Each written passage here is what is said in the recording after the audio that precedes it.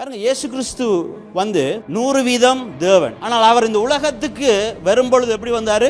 100% மனுஷனாகவும் தேவனாகவும் தான் வந்தார். அப்ப அவர் ஏன் மனுஷ ரூபத்தில் இங்கே வர வேண்டி இருந்தது? ஆண்டவர் இந்த பூமியை ஆளும்படிக்காக யாருக்கு ஒப்பு கொடுத்திருந்தாரு?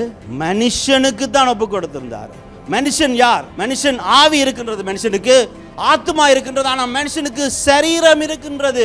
அப்ப சரீரம் இருக்கிற ஒருவன் தான் மனுஷனாக கருதப்படுவான் என்றபடினால அவன் தான் இந்த பூமியை ஆள வேண்டும் என்பதனால, இந்த பூமியில இருக்கிற மக்கள் எல்லாம் பாவம் செய்து அந்த அதிகாரத்தை இழந்து விட்டதுனால, அவர்கள் யாரும் பாவத்தை ஜெயித்து சத்ருவை ஜெயிக்க முடியாததுனால ஆண்டவர் மனுஷ ரூபத்திலே வருகின்றார்.